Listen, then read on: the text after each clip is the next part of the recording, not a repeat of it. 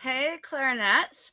This is Miss Knapp coming to you from Akron. I just did the flute video, and now I'm going to make one just for clarinets and bass clarinets. So it is really important that not only are you maintaining what we've learned in class, so that means playing things we know, doing the warm ups, doing the mark work, but we are also going to be learning new material because we're not really sure how long we're going to be out of school for. And it's really important when you're learning an instrument to always constantly be learning new things. So today we're going to take a look at chromatic number 3. That is on your tone builder worksheet.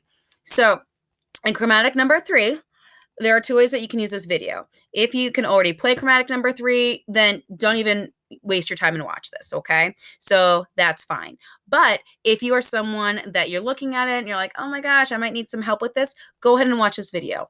And also, please feel free that if you need to, you can pause the video and practice what we do. You can rewind it. You can watch it a couple different times.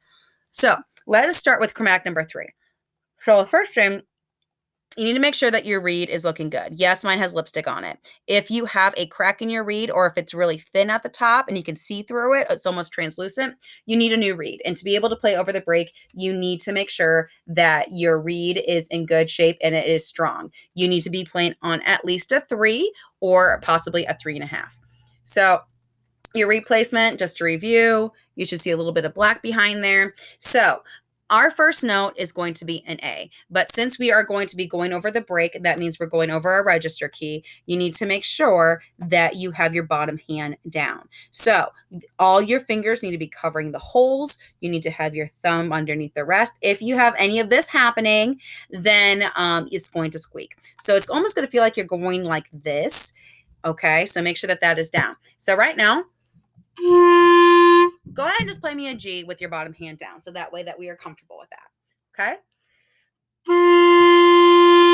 And our first note is going to be an A. So when we play A, like I said before in class, you need to make sure that your hand is covering and hovering these other notes, almost like it's over bubble wrap, but you're not going to pop it yet. So my A right now, my bottom hand is down. Then to go to the next note, it says A sharp. So A sharp is an enharmonic to B flat. So what that means is it's the same pitch, it's the same fingering, it just has a different name depending on how it's used in music. So think of enharmonics like my name is Miss Knapp. You guys call me Miss Knapp, but my friends don't go around calling me Miss Knapp, and my family doesn't call me Miss Knapp. They call me Megan. So I have 2 names, but depending on what situation I'm in is how you're going to address me.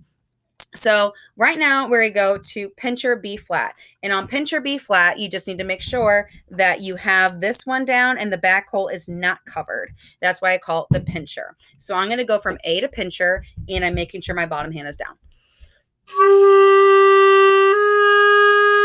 So that is all I am doing, is going from one to the other. Go ahead and practice that a couple times and make sure that that feels comfortable. I'm giving myself some more room here. Okay. And then here comes the tricky part. From going from pincher B flat to our B natural. So B natural, we need to make sure, first of all, that our thumb is going to be covering the hole and the register key at the same time. So when you're thinking of this register key, you're only just touching it with the tippy side of your nail, and that you need to make sure that all of these are covered and your tall man. All of these are covered with all of these down. Okay. And if you need to make sure that you're not squeezing it, that you're not doing any of this. So that way it's free. Think of almost like I could fit something in between your hand here, and your embouchure needs to be really firm, a big smile. Now, keep in mind, guys, I am not a clarinet player. I'm a French horn player, so I'm probably going to squeak. And honestly, you might squeak too. And squeaking is fine. So I'm going to try to play my B. So my B is there. My B is there. Now here it is the trick, going from the B flat to the B natural. So right now, before you even attempt it playing, just go back and forth and play all of your keys. Get your fingers knowing where they're going. B flat, B natural. So I'm going to try my B flat. B natural.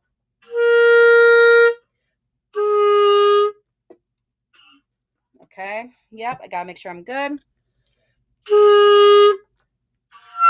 And there's a squeak.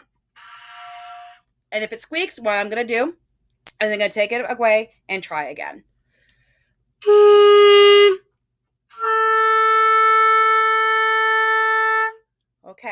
So now I got my B natural, and the last note in chromatic number 3 is going to be the C. So this is such a reward after going from that B flat to a B natural. You just pick up your pinky, and there's your high C.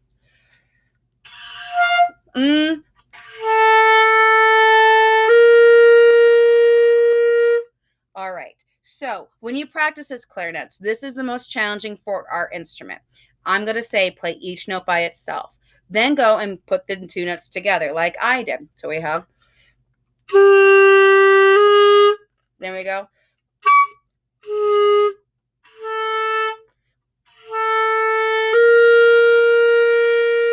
So after you get that a couple times, feel free to pause it, do that a few times. Then I'm going to try to play the whole chromatic number 3. So we did all the measures going up. So now from chromatic 3, we're going to play the C again in measure 4. C.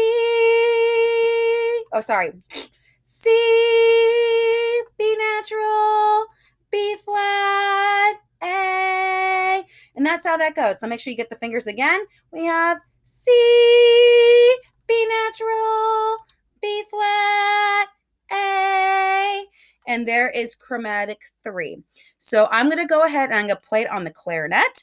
And so you can play along with me. And if it's terrible, I'm going to play it on trumpet because I'm more of a brass player.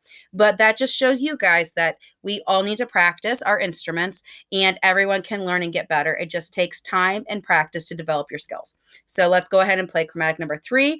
I'm going to go slow. Here we go.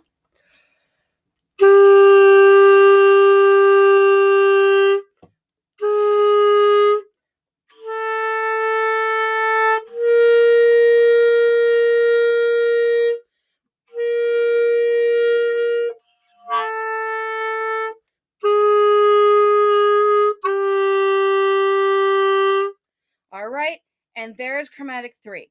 Clarinets. It is so important that you do this one every day. When you get to 7th grade band, there's going to be lots of music for you that's written in that high register. And the more you're comfortable with it in 6th grade, the easier it will be for 7th grade. So thank you so much. I hope you guys are staying safe. Wash your hands and clean out your clarinets. Swab them out at least 2 times, if not 3. All right, I can't wait for a virtual lesson. See you guys later.